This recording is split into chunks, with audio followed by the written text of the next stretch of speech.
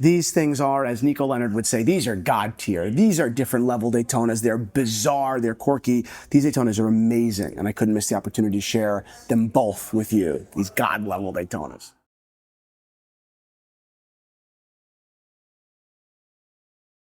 What is up, Watch fam? I am Christian from Theo and Harris, and today I am hands-on with two remarkable white gold Daytonas. As I said, they don't get that much better than this, and they are here, available in London Jewelers, a Manhasset location, at their Rolex CPO booth. I'm here taking a look at all of the watches in the inventory today because I couldn't miss the opportunity to have these watches in front of me and not start a conversation.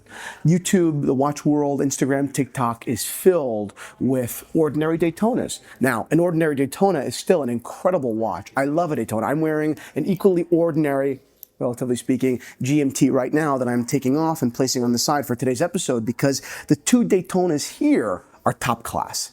And whether or not they're your taste, which I'll get to in a second, they are top class. So what are the watches that we have here today, and why do we have them in front of us? There are two Daytonas, both automatic winding Daytonas. Keep in mind not all Daytonas were always automatic. The earlier generations of Daytonas were all manually wound. But these are two automatic Daytonas, both in white gold, one in a blue dial, which could easily be mistaken as lapis, because lapis is, I think, maybe the best known blue stone. This is Sodalite, however, and it has beautiful diamond markers. This is an incredible watch. Dates to the early 2000s, just like this other watch we have here, which is from the Rolex Daytona Beach collection. The Beach collection, if you follow this channel, I've talked about it many times because I'm very passionate about the Beach collection. It was one of 4 pieces of that collection. They were all in bizarre colors, and then this is the yellow Beach.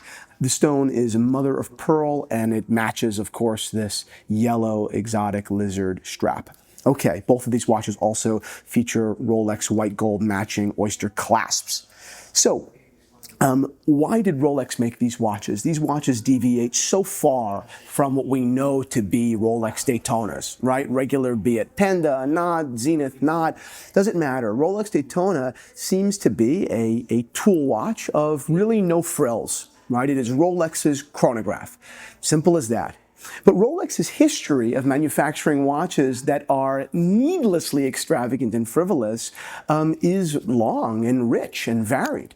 Rolex, all the way back to the 1970s and 80s and 90s, manufactured some bizarre watches with different stone dials, different materials, everything, be it from rubies to lapis, from sapphires to onyx. Rolex manufactured so many different examples of bizarre pieces, and these are two great examples. So let's take a look at the Sodalite first to get your opinion.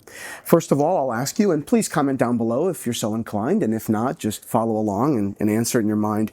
What are your thoughts on the color? I think that the Sodalite, which is a very unique looking stone, is beautiful. What is interesting about the Sodalite, as opposed to, generally speaking, a lapis, it's of course blue, but it has a cloudy, almost flowered coloration. It is almost a little bit faded, which I think is really subtle and really beautiful. I'll also add, because it's just jumping out to me immediately, I'm remembering that Rolex Daytonas on leather straps fit so well on the wrist, it's unbelievable. This watch fits so much better than my GMT, it's not even close. And it's because the thinness of that exotic strap just has a totally different proportion than the relatively thick oyster link. Case is white gold, markers are diamonds, and if we look at the 30th minute and the 45th minute, we have actual Arabic numerals as opposed to a continuation of diamonds or stick numerals. So this watch was released in the early 2000s in a series of other pieces. Also, it was released with day dates, also date just as well, which is rather unusual, relatively speaking. When Rolex would play around with stone and interesting dials, usually those stones wouldn't make it into their entry-level date just category.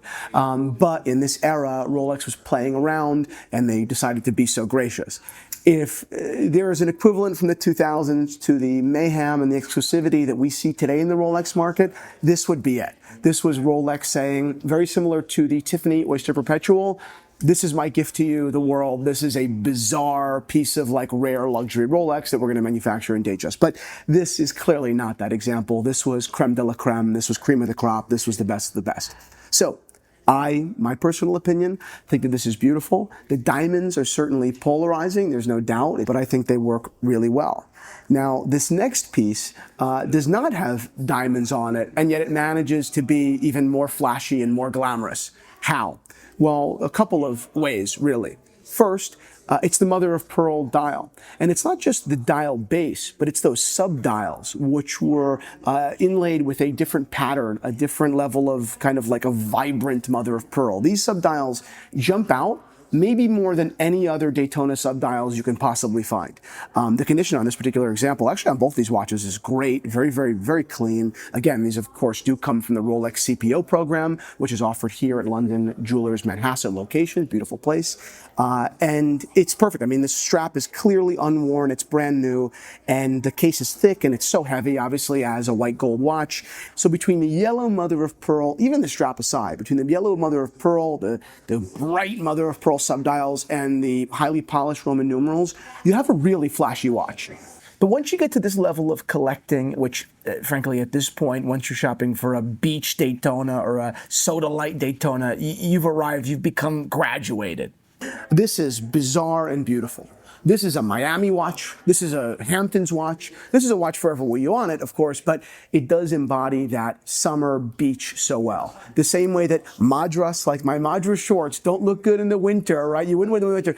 They are, you know, perfect in the right environment. This watch is the same thing. So I'll pass the question on to you. What do you think about this particular watch on its own? And then in comparison to the Sodalite, do you like neither? Do you see the allure in both? Why someone might? Because I could tell you for sure that I think they're both peak Rolex. I mean, I don't think it gets very much better than this.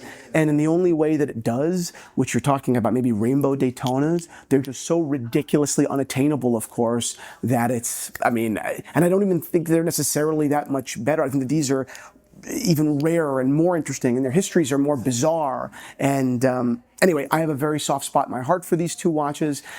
And anyway, very special pieces. I hope that you come and take a look at these watches and the whole other world of watches here at London Jewelers, Manhasset location, right next to Cipollini right now in a temporary spot. It's beautiful, hospitality's great, and the coffee next door ain't too bad. It's actually delightful. So see you guys here soon.